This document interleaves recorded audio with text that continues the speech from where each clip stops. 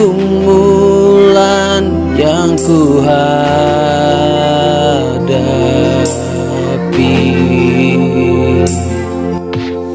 tak sekalipun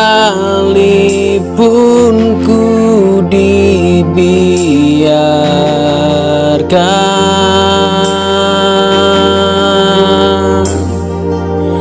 Kau selalu hadir mengiringi.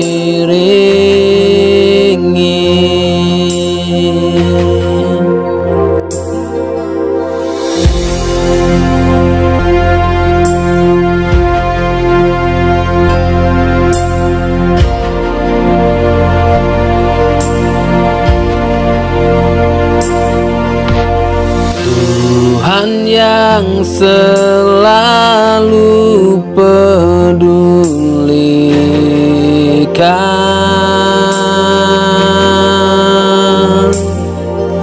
semua yang akan ku alami.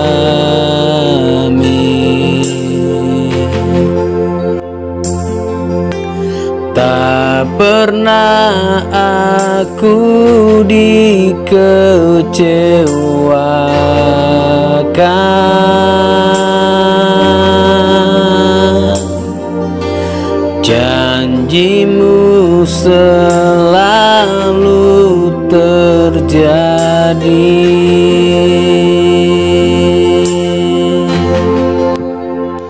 Aku percaya Tuhan yang campur tangan, aku berserah Tuhan yang berkehendak. Ku yakin Engkau pasti turut bekerja, karena semuanya mendatangkan kebaikan.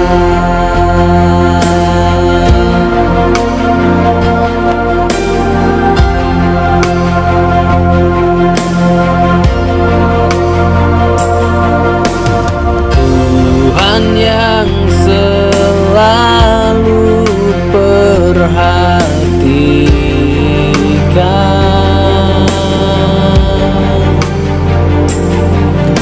setiap pergumulan yang ku hadapi,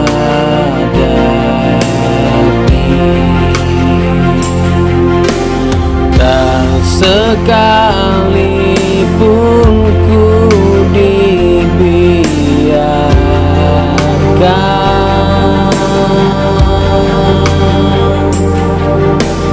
Kau selalu hadir mengiringi.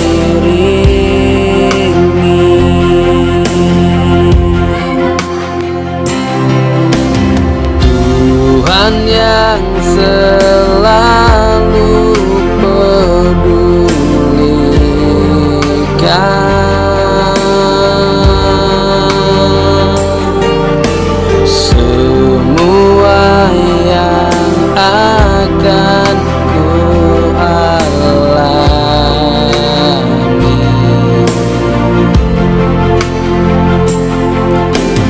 Tak pernah aku dikecewakan,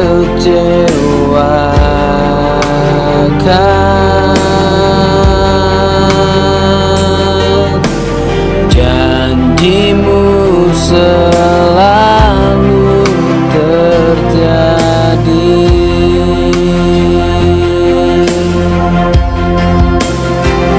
Aku percaya Tuhan yang campur tangan, aku berserah Tuhan yang berkehendak. Ku yakin Engkau pasti turut bekerja, karena semuanya mendatangkan kebaikan. Aku percaya Tuhan yang campur tangan, aku berserah Tuhan yang berkehendak. Ku yakin Engkau bekerja, karena semuanya mendatangkan kebaikan.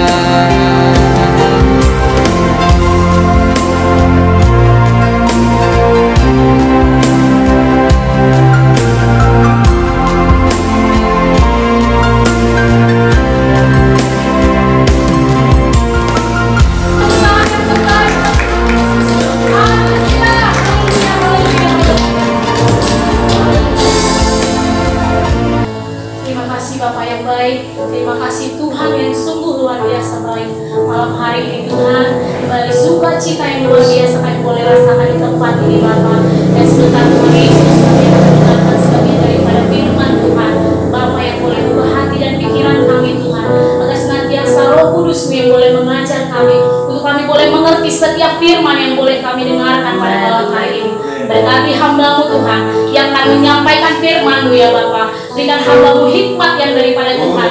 Kiranya Kau tutup bungkus hamba-Mu dengan kuasa yang daripada Tuhan, sehingga setiap apa yang boleh keluar daripada lidah mulut hamba-Mu itu Tuhan adalah perkataan Tuhan yang sesungguhnya. Terima kasih Bapa yang baik. Kami percayakan seluruh tempat ini, ibadah ini di dalam tangan pengasihan-Mu. Awal, pertengahan hingga berakhirnya nanti, sukacita Tuhan tetap bersama-sama dengan kami. Terima kasih Bapa yang baik. Kami siap mendengarkan firman-Mu pada malam hari ini.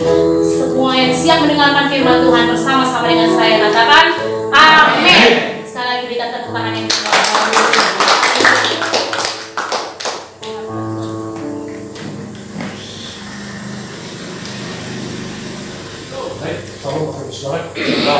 mungkin pakai mic dulu.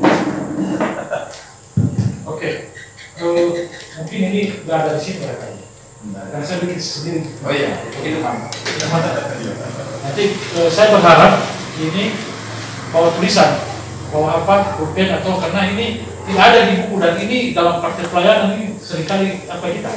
Saya berharap yang apa dulu dipinjam ke kertas untuk pelajaran ini. Ada di catatan HP kan ada. Catatan HP ada. Catatan HP oh boleh. Ya. Ini penting sekali saudara, kenapa ini yang hilang di gereja hari ini. Oh, ini yang hilang. Karena awalnya berdiri karismatik ini ada, tapi sekarang sudah hilang. Nah, ini saya sendiri sudah hilang. Ya. Ada teman saya yang begini, ya. Jadi apa lagi lah kita ya? Bentuk pola pelayanan pribadi. Bentuk-bentuk dan pola pelayanan pribadi ini yang terakhir sebagai bonus dari pelajaran ini. Bentuk dan pola pelayanan pribadi. Di dalam pelayanan pribadi ini Bapak Ibu Saudara ada 5 jenis pelayanan. Ini ada 5 jenis pelayanan. Yang pertama yaitu tentang doa pelepasan. Nah ini dia.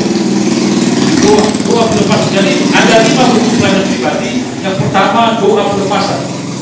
Yang kedua doa pengusiran setan. Yang ketiga pelayanan konseling pribadi. Nanti langkah-langkahnya bagaimana saya kasih tahu supaya kita semua bisa berfungsi, apa namanya ini dipulihkan, difungsikan. Nah, kita berfungsi dengan baik dalam pelayanan. Yang keempat adalah penginjilan pribadi. Ya, yang keempat penginjilan pribadi.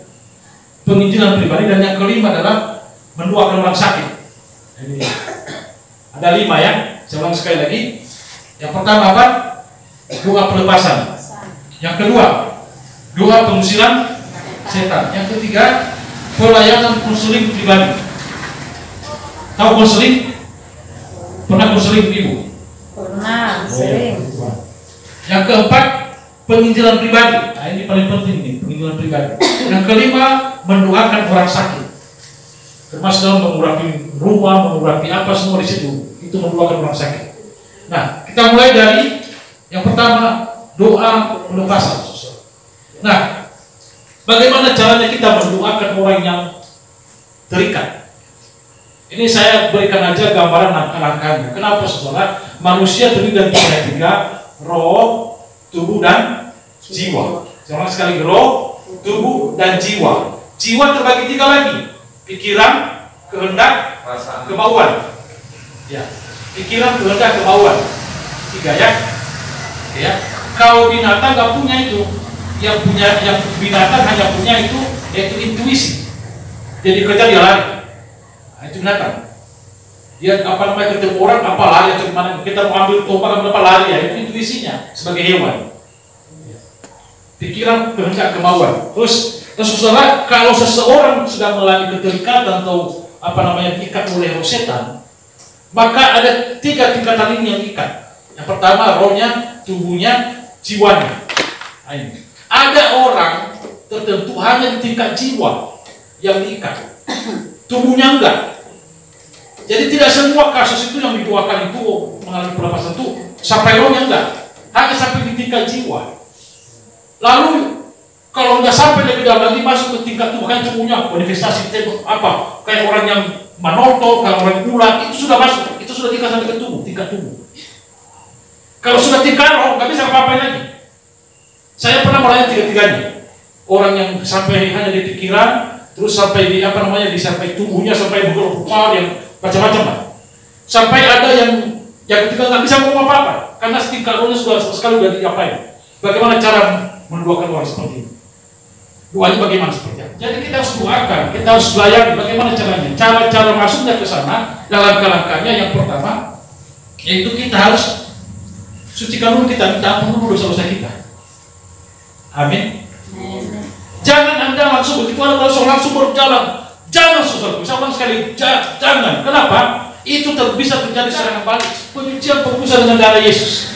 Jangan begitu ada orang sakit, ada kerasukan, ada yang apa, langsung Anda melangkah, jangan. Minta dulu sucikan kuduskan, ambil waktu 5 menit Tuhan, sucikan kuduskan aku dengan darah Yesus. Itu bungkus dengan darah, perlukan untuk bungkus dengan darah Yesus. Kenapa? Kalau enggak, serangan balik. Kalau serangan balik, di sini. Kenapa serangan balik? Saya pernah doakan. Langkah yang kedua, doakan usir roh jahat yang mengikat dia. Apa yang akan pada usir? Bagaimana caranya kita mengusir setan coba? Yang Bapak Ibu tahu bagaimana caranya mengusir setan? Ada orang mengusir setan kayak bencong. Hai setan, pergilah kau keluar. Setannya bilang kau bencong. Kenapa? Nggak boleh mengusir setan dengan cara seperti itu. Setan itu lebih parah daripada anjing. Siapa yang pernah punya anjing, memiliki anjing? Bapak pergi ke pasar, Bapak pergi ke pasar kemana? Dari Bapak, kalau belum pergi ke pasar. Anjing Bapak ikut ya? Ikut anjingnya? Ikut kan? Bagaimana cara Bapak supaya dia balik ke rumah? Pulang gak? Gak mau dia. Macam pergi kok dengan suara keras dan lari. Setan lebih gila daripada anjing. Makanya saya bilang setan itu anjing gila. Lebih gila daripada itu. Artinya apa? Cara mengusirnya tidak boleh lagi nggak boleh. Pokoknya kayak yang marah, yang apa hati berhati dengan suara yang keras. Pada waktu Yesus berhati dengan setan, tadi bilang, hai setan pergilah kau. Enggak, harus hadir, jangan pergi. Amin. Nah suara yang besar, setannya pun pasti akan lari. Satu ketika begini, ada seorang pendeta didoakan setan-setan. Doakan ada orang kosong didoakan. Wah, satu persatu dari setan, satu persatu keluar semua. Yang setan apa semua keluar. Satu lagi nggak mau keluar. Satu lagi nggak mau keluar. Berarti usia nggak mau juga. Nah, kenapa aku nggak mau keluar ini? Lain satu ini.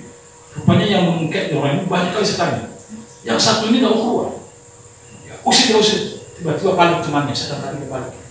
Maaf Pak Pendeta, yang satu ini tuli. Setannya tuli. Tarik sama kawan sebelah. Ada setan tuli yang bikin orang tuli itu setan tuli. Semua temannya yang setan apa, setan semua keluar semua. Satu lagi, karena nggak mendengar. Mudah-mudahan tidak ada roh setan tuli. Amin. Mungkin dalam nama Yesus. Ya. Dan setelah diusir. Ya, haleluya. Yang kedua, yang ketiga, yang berikutnya, minta hikmat apa penyebabnya orang kerasukan. Minta hikmat dari Tuhan, apa sih penyebabnya ini? Makanya kalau saya doakan orang yang apa itu, saya minta hikmat Tuhan apa. Dan beberapa penyebabnya nggak ada ini. Yang pertama, ini penyebab biasanya terjadinya ada penyebabnya 4. Yang pertama karena sakit hati. Orang kerasukan, penyebabnya yang biasanya itu karena sakit hati. Caranya gimana? Suruh dia mengampuni. Begitu dia udah sadar, suruh dia mengampuni dulu orang-orang yang sudah dia yang sakit hati, yang menyakiti hati.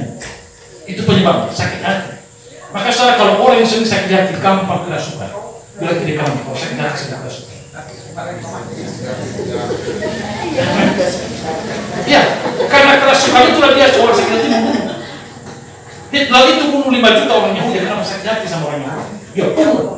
Kerasukannya cuma dengan cara manifest. Oh, kalau enggak begitu, langsung dia bunuh orang Yahudi. Kita mengusir roh jahat yang mengikat. Nah, penyebab yang pertama karena sakit hati. Kenapa orang kerasukan? Penyebab pertama sakit hati. Yang kedua, kenapa orang kerasukan? Yang kedua, penyebab yang kedua adalah apa? Pakai ilmu. Pakai ilmu. Apakah itu? Ilmu sihir, guna-guna, apalagi? Semua yang sifatnya ilmu gelap, kuasa gelap. Itu orang yang punya itu gampang kerasukan. Kerasukan. Saya pernah layani orang di Sibolga. Orang ini selesai, dia ditinggalkan pacarnya, sakit hati. Lalu apa yang terjadi? Dia minta dari Surabaya ilmu supaya kembali pacarnya. Bukan pacar yang kembali, dia yang kerasukan. Orangnya entah gereja apa, bukan karismatik. Kerasukan, wah pokoknya ngeri. Yang melayani dia sudah ketakutan semua. Saya dipanggil. Lalu saya bilang gini, bongkar. Mari kita bongkar. Yang di rumah ada ini, ada Pak. Ada ini, ambil semua. Yang ada di rumah dari Surabaya, kalau bilang dari Surabaya ada yang bawa sini. Semua yang ada itu saya bakar, kita bakar. Orang yang pulih lepas dalam nama Tuhan Yesus. Amin. Penyebab yang kedua karena memiliki ilmu. Apapun ilmunya, mau ilmu tahan ini, ilmu santet, pelet-pelet, tahu pelet-pelet. Kalau dipakai pelet, susuk. Oh, laki-laki semua tertarik. Dia yang gak cantik, begitu dia pakai kelihatan kayak cantik. Pernah lihat ada orang bentuk kelihatan cantik? Sebentar aja, dia puji Tuhan, udah dia pakai. Saya ketemu orang dari pelayanan saya dari Kalimantan ke Jakarta. Saya naik kapal pesiar. Saya ketemu orang langsung dah. Pokoknya kayaknya kayak gimana. Saya bilang, dulu lah saya cerita, Pak, kamu kayaknya ada sesuatu. Dari mana Bapak tahu saya ada sesuatu? Iya, akhirnya dia ngaku. Saya pakai susu di sini, saya pakai apa pokoknya. Loh kenapa? Supaya saya tidak cantik. Saya bilang sebenarnya saya yang paling cantik. Kalau kamu betul nggak terima Yesus, kalau saya langsung balik. Kalau kamu betul nggak terima Yesus, nggak tahu dia ya udah apa. Kami bisa di kapal aja. Yang penting nama Yesus saya sudah sampaikan. Nama Yesus harus diberikan. Nah, saudara, karena memiliki ilmu-ilmu, santet, guna-guna, apapun namanya, sudah sempat memiliki. Apakah itu pertahanan diri, apakah dalam bentuk kertas, dalam bentuk apa? Zaman sekarang kayaknya udah jarang itu ya. Itu masih ada? Ya, masih ada. Zaman sekarang. Orang kehilangan apa? Dibakar kemenyan. Sudah pernah lihat orang-orang yang bakar kemenyan? Itu semuanya itu gampang mendatangkan setan dan itu orang terikat. Harus lepaskan sama. Kalau dia manifestasi, dia harus lepaskan sama. Bagaimana Pak dengan beda agama misalnya? Dia beda agama dengan kita. Saya juga pernah melihat orang yang beda agama. Saya bilang begini aja ya. Saya orang Kristen, kalian Islam. Gimana enggak? Kalau serahkan sama saya kedua kan masyarakat Kristen. Tapi kalau kalian nggak serahkan sama saya, ya silakan aja mau kembali. Tapi kalau keluarganya kepengen sembuh orang yang sakit yang kerasukan ini, kami mau aja pokoknya itu semua apa? Kena guna-guna, kena santet. Siapa di sini yang pernah disantet? Saya balikkan, siapa yang pernah menyantet orang? Nggak ada, yang penting nggak ada. Disantet, ya. Nah, saudara, orang yang kena santet dia kan kerasukan. Makanya bisa dibutuhkan dua belum. Berikutnya, orang yang memiliki kejiwaan. Beberapa bulan yang lalu itu ada orang yang kejiwaan trauma. Saudara, datang teman-teman saya yang tidak punya hikmah dari Tuhan. Mereka langsung tumpahkan tangan kepala dalam nama Yesus. Maaf ya, dalam nama Yesus. Orang yang kejiwaan saudara, tinju saudara, dia kejar. Pak Rega, itu kan kecamatannya aku pecah. Ketimbu tua. Kenapa? Orang kejiwaan itu diapain? Besoknya saya datang ke rumah. Rupanya saya tanya ke rumah. Rupanya yang nyanyi trauma, nggak boleh pegang kepala. Nggak boleh pegang kepala. Dia pegang kepala sama dengan perang. Jadi saya nggak pengen dia, saya pegang tangannya boleh. Nama Yesus, saya pelan-pelan masalah kejiwaan. Soalnya kalau dia belajar, itu SMP apa itu salahnya. Nehemia itu, Sartika, dia nggak duduk di meja, di bawah itu. Dan guru nggak berani ngapain, kenapa? Itu sudah kejiwaan. Nah, makanya nggak semua orang kerasukan itu adalah setan, ada kejiwaan sedang terganggu kejiwaannya. Berikan dengan apa? Dengan pelan-pelan kembali apa namanya dari trauma itu, apa yang dia trauma masa lalunya itu yang diberikan. Oke, yang kedua, pola pelayanan yang kedua adalah pola pengusiran setan. Ini dia. Ada nggak ayat yang mengusir setan ini? Matius 10 ayat 8 coba. 2, 3 ya. Sembuhkanlah orang sakit, bangkitkanlah orang mati, taklukkanlah orang kusta, usirlah setan-setan. Kamu telah memperolehnya dengan cuma-cuma, karena itu berikanlah pula dengan cuma-cuma. Haleluya. Sembuhkanlah orang-orang sakit. Ini apa, perintah atau himbauan? Atau undangan? Ini perintah, sembuhkanlah orang sakit, bangkitkanlah orang-orang mati. Makanya di beberapa perintah bangkitkan orang mati. Saya sampai hari ini belum saya bangkitkan orang mati. Tapi saya percaya suatu saat saya bangkitkan orang mati. Ada kawan saya, dia coba beranikan orang mati gara-gara narkoba, apa namanya? Overdosis. Bangkitkan, nama Yesus. Enggak pagi-pagi itu bos. Akhirnya pulang aja. Sudah pada Tuhan. Ada beberapa pendeta yang bangkitkan orang mati, ada beberapa. Oke, yang berikutnya, tahirkan orang-orang kusta. Kalau ada penyakit kusta, tahirkan dalam nama Yesus. Enggak mesti harus melalui medis. Ini sudah perintah dari Tuhan. Yang kedua, usirlah setan-setan. Berarti setan itu ada berkeliling. Macam mana bentuk setan? Kita akan lihat dulu bentuk setan. Ada kabar itu? Hierarki. Belum ya? Saya coba bikin ya. Ini dia, bentuknya seperti ini. Hierarki. Inilah hierarki setan, hierarki iblisnya. Tahu hierarki? Mulai dari kopral, prajurit, perwira sampai pada jenderal. Jenderal yang paling tingginya itu namanya iblis. Dia lurus, simbolis iblis. Nah, setelah di bawahnya iblis ada namanya pemerintah. Kalau pemerintah dia menguasai sebuah wilayah. Ya, dia menguasai sebuah wilayah dan dia mengatur di wilayah. Contoh, di Meksiko itu apa? Terkenal dengan apa? Narkoba. Aceh terkenal dengan apa?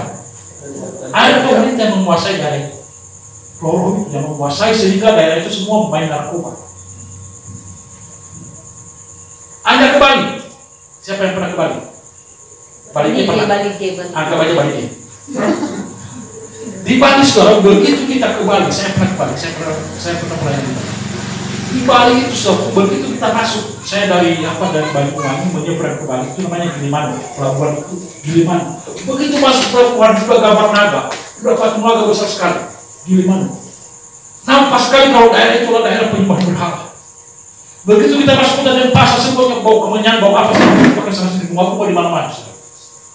Di tengah jalan semua bunga-bunga yang bekas-bekas dibakar, maka pokoknya berikan. Itu nampak kali bahwa daerah itu dikuasai dengan penyembahan. Nah, pemerintah yang ada di situ, pemerintah di situ permasalahannya, pemerintahnya itu sedang mengatakan masyarakat tentang untuk menyembah berhala. Lalu, kalau kita pergi ke daerah mana itu? Daerah mana yang paling banyak di daerah pantai selatan? Itu juga penyembah berhala daerah. Dikuasai daerah itu, daerah pantai selatan itu. Lalu kalau kita ke daerah mana lagi yang banyak ini, daerah mana ya? Pusumuhi satu dari itu penyembah berhala sih. Itu menyuruh orang supaya apa? Namanya kalau udah masuk ke daerah itu ada atmosfer sesuatu yang apa? Menyuruh orang supaya apa? Serta saya ini kadang-kadang dipengaruhi juga contoh. Itu saya nggak suka dengan adat. Tapi kalau begitu saya guna ke adat orang menutup, saya ikut goyang. Begitu mereka masih, saya bilang Tuhan, kenapa jadi begini? Kenapa? Roh itu sudah mengapai mempengaruhi. Amin. Amin. Ya ini benar pengalaman pribadi saya. Kenapa dipengaruhi? Karena ada pemerintah-pemerintah yang ada di daerah apa lagi, daerah mana yang hobinya apa? Kalau kita ke daerah mana itu ya, atmosfernya dulu sebelum runtuhnya Panakala. Begitu kali kita masuk dalam Panakala, itu atmosfer apa namanya? Perzinahan sekali sih. Begitu masuk atmosfer terasa perzinahan. Makanya dia mau mikir di kanan dia. Karena atmosfer daerah itu, atmosfernya. Ya, supaya tahu kita daerah itu pemerintah kita. Lalu berikutnya penguasa supaya lebih apa? Efesus 6 ayat 12. Dia lebih apa? Oh ada ya. Oke, kita akan baca ya. Karena perjuangan kita bukanlah melawan darah dan daging. Sebentar, bukan darah dan daging. Darah itu kita. Tapi musuh adalah musuh yang tidak terlihat. Orang sekali, musuh yang tidak terlihat. Apakah itu? Melawan pemerintah. Ada orang yang terjemahkan ini, Pak, kita demo pemerintah. Kan ada ayatnya. Karena melawan pemerintah. Bukan pemerintah darah dan daging itu, tapi pemerintah roh jahat, pemerintah iblis. Amin. Dia menguasai sebuah wilayah. Lalu berikutnya melawan penguasa. Hajar kepala desa karena dia penguasa. Salah, karena bukan darah dan daging. Paling jelek, yang paling goblok ini bahwa roh jahat juga. Ini bikin orang malas, bikin orang apa lagi? Bikin orang iri hati, bikin orang apa namanya yang kepala jadi marah. Ini dia roh jahat paling ini yang paling kecil di bawah. Roh jahat. Kalau ditinggal roh jahat diusir gampang, nggak harus keluar. Tapi kalau sudah masuk ketika pemerintah juga harus berkuasa. Masuk ketika pemerintah harus berkuasa. Masuk ketika pemerintah ini sudah harus berkuasa. Daniel berkuasa. Siapa lagi dalam kita? Mereka berkuasa dalam keadaan untuk mengusir. Gak hanya sekali dua. Kalau ini gampang diusir. Roh jahat ini yang kerasukan yang kecil-kecilnya itu padu sekali tentang itu tinggi. Tapi kalau yang tingkat ini apa namanya penghulu, penguasa itu kita harus berkuasa. Amin. Makanya turun begini, jurus ini tidak bisa diusir dengan doa. Tapi harus juga melalui doa dan kuasa. Ada yang karena udah tingkat lebih tinggi. Amin. Amin. Ya. Oke. Jadi berikutnya soal doa pengusiran Yesus. Langkah berikutnya yang pertama tadi minta ditebus ampun dari tubuh saudara Yesus. Tetap apapun ceritanya itu duluan. Jangan pernah mengusir sesuatu kalau nggak minta penyucian pembusuhan dari darah Yesus. Jangan pernah. Amin. Kenapa? Akibatnya apa? Apa tadi akibatnya? Amin. Saya doakan di sana, nggak setuju dihajar di sana. Itu yang sakit sana. Pusing saya. Makanya sebelum doa pembusuhan darah Yesus. Saya kalau pergi kepada saya kasih saya pergi pelayanan, saya kasih tahu dia, kenapa? Nanti dia pula yang diserang, marahin semua bahaya kita. Ketemu sedang darah Yesus, saya sedang dalam apa? Amin. Jangan Anda berperang, wah masih luar biasa. Tapi kalau enggak, kuat kita yang di rumah yang biasa, wah ada pendeta dari rumah jemaat. Dia bukan setan, berkati jemaat. Berkati mereka semua supaya mereka kaya raya jemaatnya dibawa persembahan kepada pendeta buat kaya raya, tapi dia lupa pendeta juga kena salah. Kenapa dia nggak pernah mengusir? Dia hanya akan memberkati saja. Jadi perlu kita mengusir sih. Saya pernah mengusir dari saya. Apa itu? Dia serang balik. Siapa yang serang? Kami nggak kena, tapi anjing kami kena mati. Yang bagusnya di rumah kita berada juga binatang. Karena pada waktu saya serang itu sebelum saya perang itu, saya lupa mendoakan anjing saya. Terus bungkus anjing saya dengan darah, lupa saya. Saya hanya kami sekeluarga bungkus dengan darah, saya nggak usah bekerja kami bungkus dengan darah Yesus. Tapi anjing kami lupa saya doakan. Serangan balik ke anjing yang mati semua. Iya, karena di alam roh itu kalau kita berperang itu di alam roh itu nggak kelihatan Pak. Tapi di alam roh kita main. Sekali lagi di alam apa? Alam roh. Anjing diserang. Makanya setiap apa yang kita miliki, kita ketemu sama darah Yesus. Amin. Nah, luar biasa. Berikutnya,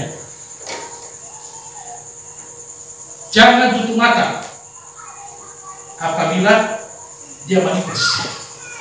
Ada orang manifest, wah, manifest di bawah itu kayak orang apa? Yang mau tolong pelan. Jangan pernah tutup mata. Saya sekali, jangan pernah tutup. Kenapa nggak boleh tutup mata? Bisa tangannya ke sana ke sini, bisa kena muka, bisa kena tinju. Itu main, kita mau nggak itu orang. Iya, pada saya katakan betul saudara. Ada orang yang hari ini dituangi. Namanya orang tadi nggak usah kasih tahu. Iya, curi orang. Ada lagi saya di Mataulu orang keras kosong dari lantai 4 Mataulu udah dia selama di atas. Wah, kaca itu sekali melompat lagi ke bawah. Ditahan dipandu saya, saya pelan-pelan. Cepat lepasnya, ngapain cepat? Keluar ya udah gitu aja. Baru di lantai 3, aku dengar suaranya. Usir, jangan usir, Pak, usir. Dia tahu nama saya. Tanya saya tahu nama saya. Dia tahu dari mana, padahal belum pernah kami kenal. Tak ada akun FB-nya, nggak ada. Dia, kudangan, tahu dia. Saya tak tahu nama saya. Jangan kesini, Pak, usir dulu. Aku dengar. Itu sampai masuk, siapa Pak? Saya. Dia ngomong tadi, iya aku juga dengar dalam ketiga. Banyak saya tak tahu nama. Jadi saudara kemana-mana kita tahu nama. Bukan hanya itu kita tahu nama, saya tak tahu nama. Amin. Jadi saudara, makanya kita harus menjaga waktu kita. Jangan sampai apa. Ya, amin. Jaga hidup kita. Makanya jangan tutup mata. Ya, ada kawan saya doakan orang mungkin. Ya, jadi pada waktu kita doakan banyak orang di doakan Yesus. Satu orang anak kecil berdoa ke sama kalau kurang pendeta, doakan anakku ini. Kenapa? Banyak kali yang pendeta. Ada kain di jauhan habis semua, ada teh di rumah habis semua, apa yang ada habis semua, jajan belakang habis semuanya. Kalau gimana ini anak aku luar biasa, cuma berdoa. Waktu doa, dalam nama Yesus. Kita tutup mata kalau doa. Kita tutup mata. Ajar kali doa. Namanya juga seperti kalau doa itu nggak ada 5 menit doa kan seperti nggak ada kapan setengah jam. Dalam nama Yesus, setan keluar kau, setan iblis. Anak dua kali depan. Keluar kau. Tidak. Dalam nama Yesus, makanya kau berkata semua dalam nama Yesus keluar setan. Mereka pikir masih di tengah-tengah. Mamanya ini mamanya ini dalam nama Yesus keluar, setan keluar. Sudah pergi dia. Lalu selesai berdoa. Amin. Mamanya menangis. Kenapa kau angkat itu ke surga? Tidak ada jangka apa ke surga itu jadi depan Tuhan. Apa kan yang dulu? Ipan memang dasar kau kan bandel kali kau. Kenapa kau pergi kau? Kenapa kau pergi aku? Di bawah pergi kau keluar kau ya keluar lagi. Bukan kau yang usir, tapi setan dalam itu yang usir. Bukan kau yang usir. Itu saudara. Jangan praktekkan itu ya Pak. Amin. Harus buka mata. Amin. Jangan tutup mata. Hilang kita kena pasang. Pergilah orang. Makanya kalau bukan orang jangan tutup mata. Buka. Itu ada manifest. Amin. Ya supaya jelas kita lakukan. Berikutnya. Bagaimana cara langkah-langkah berikutnya adalah setelah sadar, kalau dia sudah manifestasi dia sadar, suruh dia terima Yesus. Intinya kalau saya biasanya kalau masih sadar dia, saya suruh terima Yesus dulu. Kenapa? Supaya rohnya itu sudah berkata Yesus di dalam. Terima Yesus dulu. Bagaimana cara menyuruh orang buat terima Yesus? Tuhan Yesus, aku percaya kepada aku bertobat, aku minta ampun, sucikan teruskan aku terima Yesus. Tuhan masuk dalam hatiku. Yang kedua terima Yesus, masuk dalam hatiku. Jadilah raja dalam hidupku. Itu sudah terima Yesus. Kenapa? Rohnya sudah dikuasai Yesus. Jadi setan datang mengganggu, nggak bisa lagi karena sudah bertakhta, tinggal usaha keluar dalam Yesus. Udah gampang kan? Bagaimana Pak orangnya nggak sadar? Bagaimana bisa dia terima Yesus? Nggak sadar. Suruh dia sampai sadar dulu. Doakan terus sampai dia sadar. Kalau nggak sadar, bangga. Terkadang dalam pelayanan, nggak bisa gimana caranya saya suruh kasih Tuhan. Memang Tuhan saya. Doakan aku dalam nama Yesus Tuhan. Masukkan punya aku begitu. Masuk aku dalam kayak terasa apa gitu. Amin. Masuk apa dalam masuk air, dalam dia minum air, udah masuk.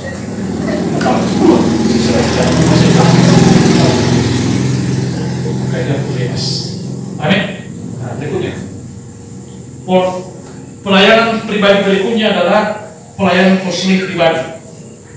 Konseling pribadi langkah-langkahnya ini yang sering banyak yang seringkali kita salah dalam pelayanan ini. Seringkali bukan konseling tapi dari konseling. Begitu konseling ada yang banyak bicara, itu salah. Konseling yang salah adalah ketika kita banyak bicara kepada orang yang kita konseling, itu salah. Jangan kita bicara, tidak perlu kita itu aja. Amin. Nanti sudah selesai, oh ya pulang ke saya, Pak, puji Tuhan, pulang. Jadi dulu sebelum pulang. Terkadang ada orang yang hanya mengeluarkan ini saja, apa namanya, undang-undangnya saja. Sudah selesai undang-undangnya, dia pulang, selesai, sudah sembuh pulang. Ada orang begitu, tanpa perlu dia dikasih masukan, dia dalam program, kasih saja. Amin. Jadi cara-cara seperti itu harus kita tahu dan mengerti. Berikutnya, minta hikmah dari Tuhan. Nah, kita, ini poin yang paling penting yang kelima, kita hanya bisa memberi saran. Kita hanya bisa memberi saran, tapi biarkan dia yang memutuskan. Kau harus begini ya kau supaya kau benar menghadapi bertemu, kau harus begini ya kau, jangan begitu begini ya kau, itu salah. Sampaikan saran-saran saya begini, tapi biarkan dia yang mengambil kamu. Amin. Amin. Kita selama ini bukan konseling, memaksa orang, kau harus begini ya, kegelitan kau harus. Kapan dia masuk lagi? Kebenaran kita akan bisa masuk. Jadi kasih saran saya sih begini ya, saran saya sih Pak begini ya, kalau saya begini, tapi Bapak yang mengambil keputusan seperti apa? Akhirnya dia sendiri berpikir ya. Artinya Pak, suatu ketika kita tidak bisa lakukan. Amin. Kalau Bapak yang mengambil keputusan, kok saya cuma bersaran. Jadi dia mengambil keputusan, kalau kita mengambil keputusan. Selama ini yang salah dalam institusi kalau kita memaksa orang harus begini ya, itu salah. Dan kita selama ini seringkali kita banyak bicara, bukan cuma bicara. Biarkan itu bicara. Amin. Yang saya bicara begini terserah beberapa jam. Karena kalau kesini ini nggak sabar kita, mau 2 jam biasanya bicara. Nggak apa-apa dengar saja dia. Makanya orang yang kusen itu harus telinganya harus lebar untuk mendengar, harus sabar untuk mendengar. Katakan amin. Kalau nggak sabar, kau sama sudah lupa. Kau nggak sabar. Kenapa? Sudah aku bilang kau kembali begini, nggak cukup mendengar. Udahlah, saya tidak lain. Gagal dari muslimnya. Amin. Supaya kita ngerti ya, begitu caranya. Kamu harus sabar menghadapi orang. Berikutnya, tetap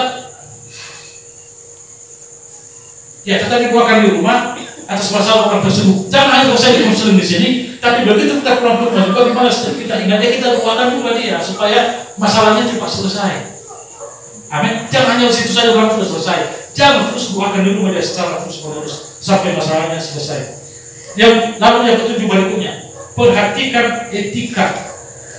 Perhatikan etika. Kalau dia lawan jenis, bagaimana itu? Harus ada yang Kenapa? Bukan konseling nanti, konseling. Kebanyakan orang yang konseling beda lawan jenis, dia bukan boleh jatuh cinta kepada orang yang mengkonseling dia.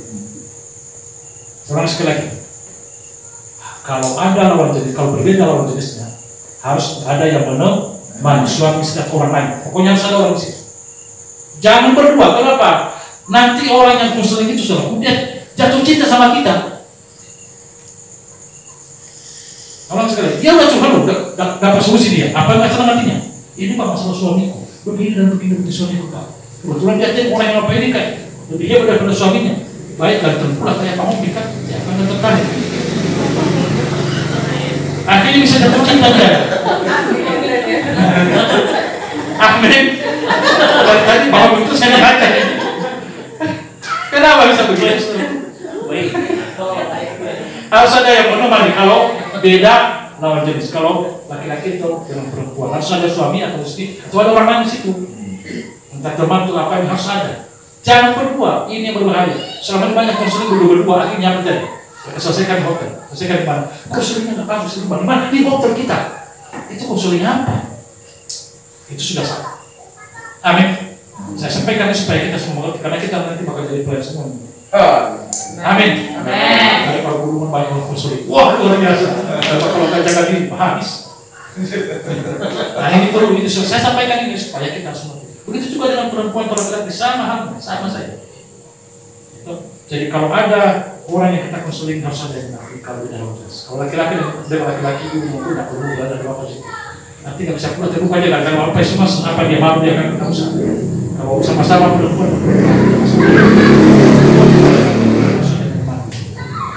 itu etik. Yang jelas dalam konseling ini pelayan itu harus kita banyak apa? Harus banyak mendengar. Kira-kira harus banyak mendengar. Jangan bicara saja. Kayak Pak Agus.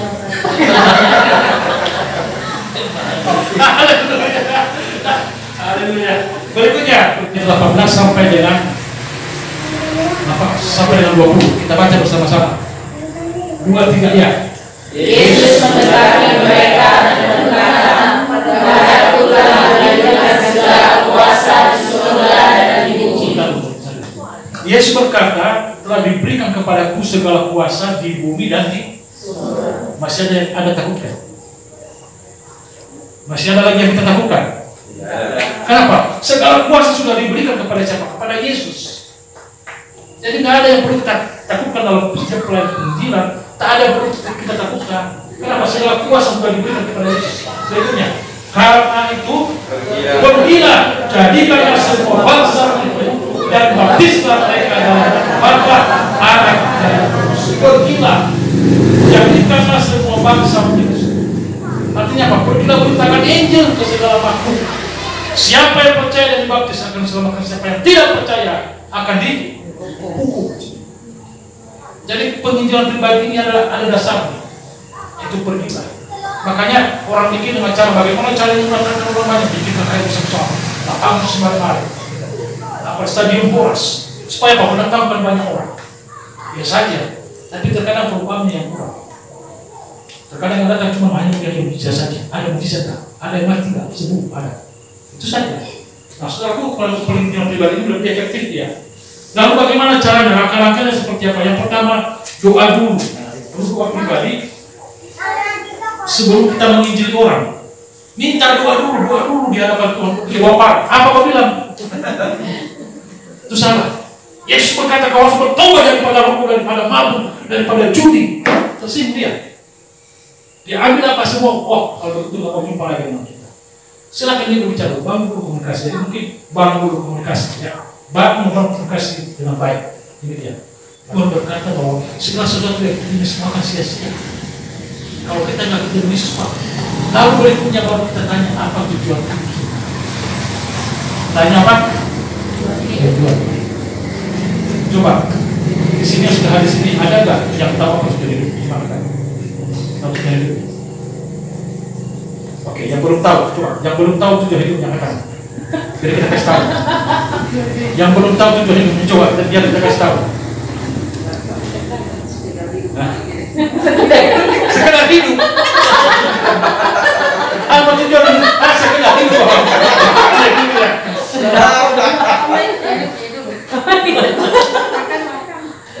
Puji Tuhan. Karena kalau kita tidak punya tujuan hidup, itu ibaratnya kita ada main bola di lapangan bola, tapi tidak ada gawang. Capek kita putar bola. Jadi sepanjang hidup kita hanya apa?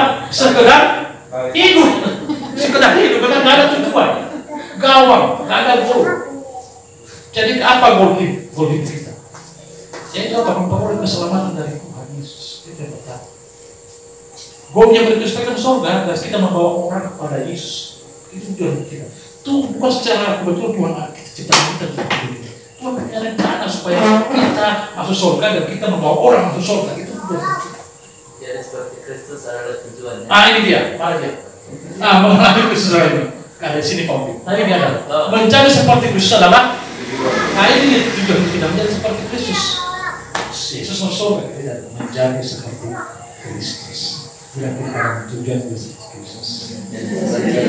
Haleluya, berkata Tuhan mudah. Berikutnya,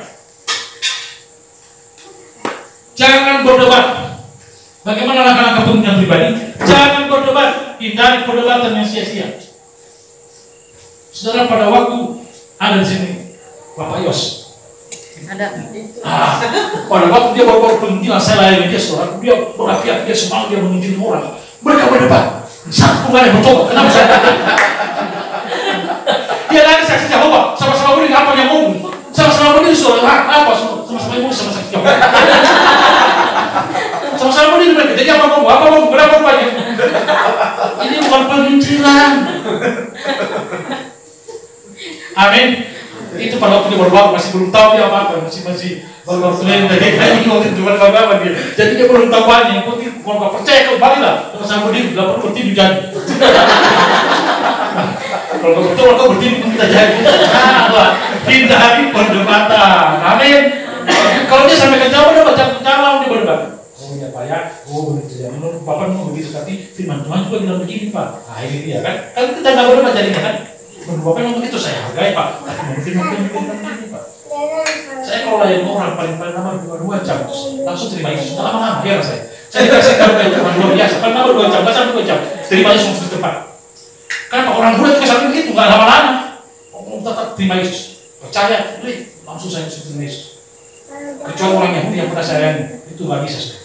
Jadi kalau saya doakan saja aku di rumah, jangan di sini. Saya pernah layani orang yang seluruh dunia saya pernah layani, orang Prancis, orang Jerman, seluruh dunia. Cuma satu saya nggak bisa layani itu, penyanggatnya saya tembus orang Yahudi. Dia bilang Yesus, you talk about Jesus. Dia bilang kami yang nenekku, yang kakek-kakekku, yang apa namanya, yang mensalibkan Yesus itu. Kami dulu bukan tak lucu tentang Yesus. Itu orang Yahudi. Wah kalau berdebat luar biasa. Melayani orang Yahudi keras. Tapi gantengnya luar biasa. Bohong saya bohong. Saya bilang terakhir saya bilang, oke, saya tantang kamu terima Yesus. Kamu percaya atau saya doakan terus kamu. Jangan doakan aku sini, doakan aku dari rumah. Jadi semua bangsa ini sudah saya. Walaupun saya tak pernah pergi di Eropa kemana, tapi orang-orang Eropa sudah pernah saya. Di mana? Di pariwisata di Solo. Semua kan? Semua negara kan? Boleh semua negara. Saya pergi dari mana?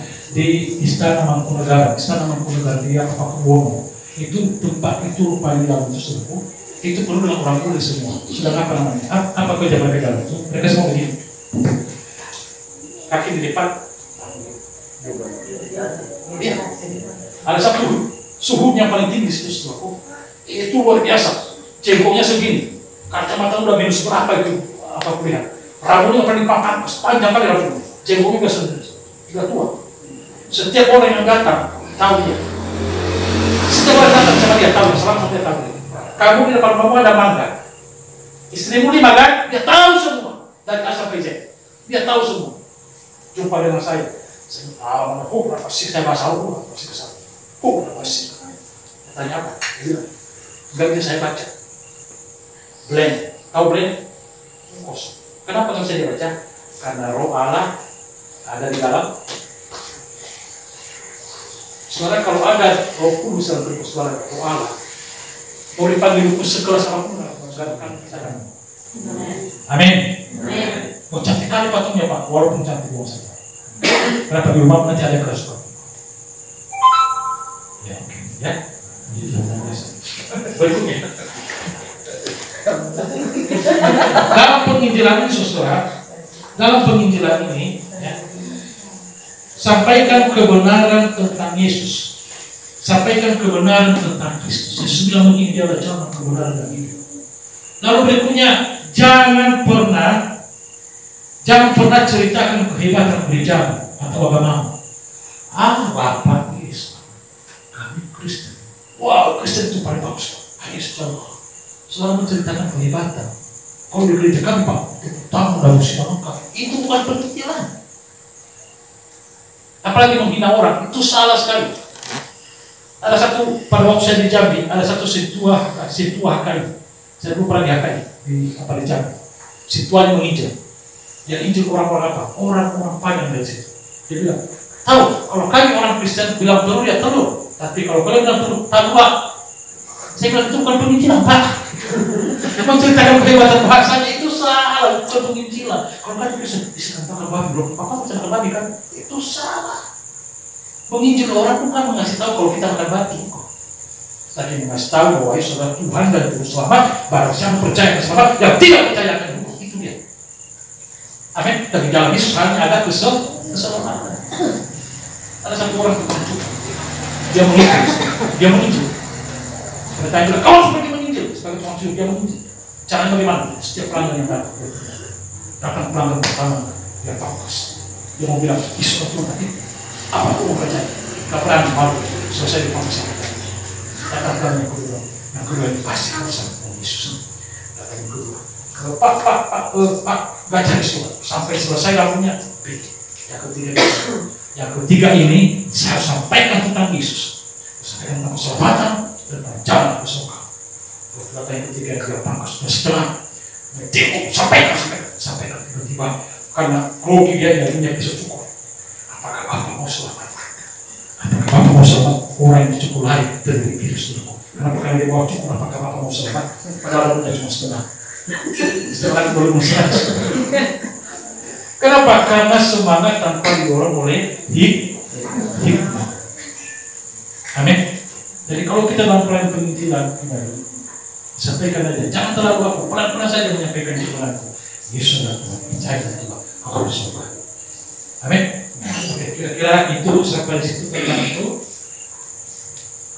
Ya, nanti kalau sudah itu apa? Yang keenamnya tantang dia terima Yesus. Sampai dia terima Yesus, lalu dia punya follow up. Follow up ini artinya apa itu? Apa follow up? Tindak lanjutnya, ada tindak lanjut. Bagaimana orang sudah kita layani ini? Kita bimbinglah kita bimbing kembali, kita WA-kan, kita komunikasi kita aja ke gereja. Amin. Supaya bertumbuh rohaninya. Pelayanan yang terakhir, mendoakan orang sakit. Boleh nggak kita mendoakan orang sakit? Ada ayatnya nggak mendoakan orang sakit? Ada. Orang-orang sakit yang kita doakan setelah, boleh nggak kalau kita menggunakan media seperti minyak? Boleh nggak? Minyak urap? Boleh nggak? Boleh. Ada banyak orang menentang. Saya bilang yang Alkitabiah kalau ada kita pun lakukan saja, bukan karena perintah kamu, perintah karena Alkitabiah. Jadi saudara kalau menggunakan orang sakit apapun dia, datangi doakan, tumpang tangan bila perlu. Salah nggak tumpang tangan? Tidak, kecuali kita dia juga. Bertumpang tangan sama dengan kita itu kesembuhan. Amin. Ada juga tanpa tumpang tangan boleh. Tapi lebih bagus kalau tumpang tangan saudara. Tapi di masa corona ini selesai tumpang tangan langsung. Amin. Selesai tumpang tangan langsung pakai hand sanitizer. Tapi kalau lebih yakin lagi tanpa hand sanitizer, semua orang dibuat. Di mana ayatnya? Kita lihat dulu. Markus 6 ayat 13. Markus 6 ayat 13.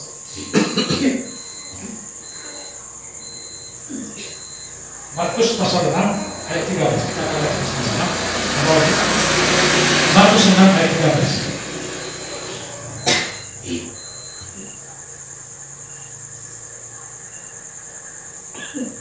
Oke. Kita baca bersama-sama. 2-3 ayat.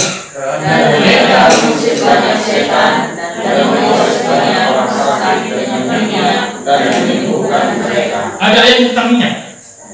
Minyak apakah? Harusnya dipakai dulu kalau minyak pengurapan itu diambil dari minyak zaitun. Tidak ada minyak zaitun bagi kau pun jadilah. Katakan minyak kelapa pun jadilah. Oleskan dengan minyak dalam nama siapa? Dalam nama Yesus. Jadi tidak salah kalau siapapun yang sakit itu bukan hanya tugas pendeta, bukan tugas penginjil, bukan hanya tugas. Semua kita dipakai Tuhan untuk kalau ada orang sakit, doakan oleskan dengan minyak. Firman Tuhan berkata, Yesus akan menyembuhkan mereka. Amin. Demikian juga orang tadi yang apa yang kerasukan, kau usir setan-setan yang membuat orang itu sakit. Apakah roh kanker lah, roh apa, usir dalam nama Tuhan Yesus. Kemarin ada pernah kejadian beberapa yang lalu di sini. Dia mengusir setan, ada orang kerasukan di atas ini. Kerasukan, wah luar biasa, kayak pagi kayak apa. Rupanya apa? Dia datang mengusir dengan bahasa bala. Tiba-tiba nggak mau juga keluar. Lalu dia bilang begini. Sekarang kalau setan keluar, kalau kau mau keluar, aku yang keluar. Dia keluar. Setan nggak keluar, dia yang keluar. Usir sampai keluar setan. Katakan amin. Jangan bilang, udah setan. Kau udah capek, aku udah capek. Demi saja kita. Jangan kau capek, aku capek. Amin. Usir dia sampai keluar. Karena firman Tuhan berkata yang harus kokoh dalam nama Tuhan Yesus. Amin. Luar biasa. Jadi saudaraku, inilah pelayanan kita. Lalu dengan mengoleskan minyak orang sakit itu adalah Alkitabnya. Satu ayat lagi, ayat penutupnya. Yakobus pasal 5 ayat 14. Yakobus pasal 5 ayat 14. Artinya kita fokus ke dalam, tapi kita berdasarkan Alkitab yang menurut. Yakobus pasal 5 ayat 14.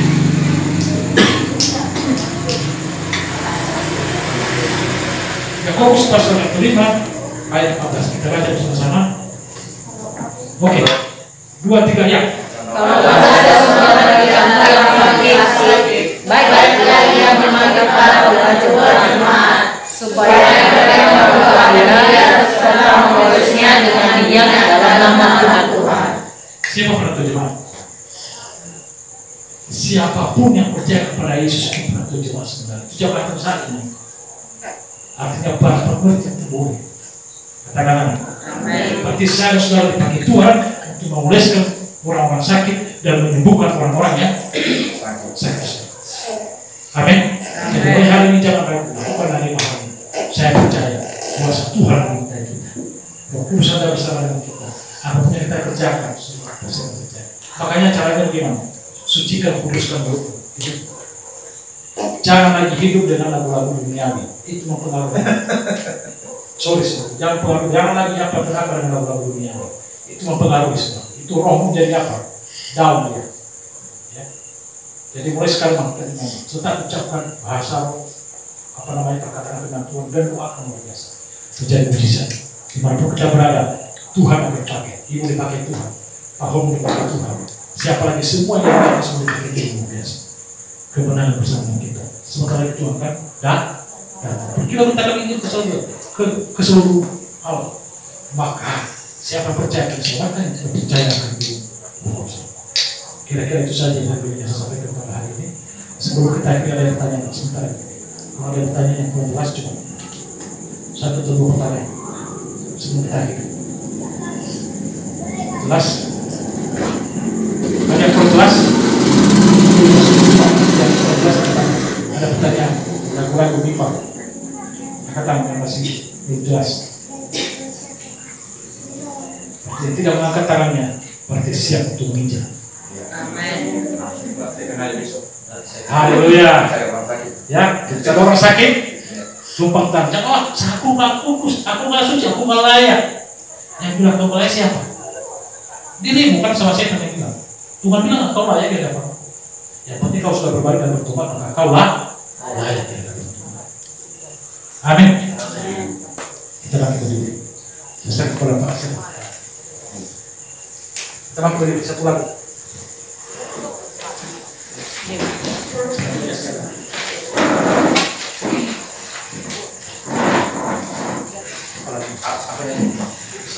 Udah disiapkan sekres. Nunggu apa itu? Itu Pak.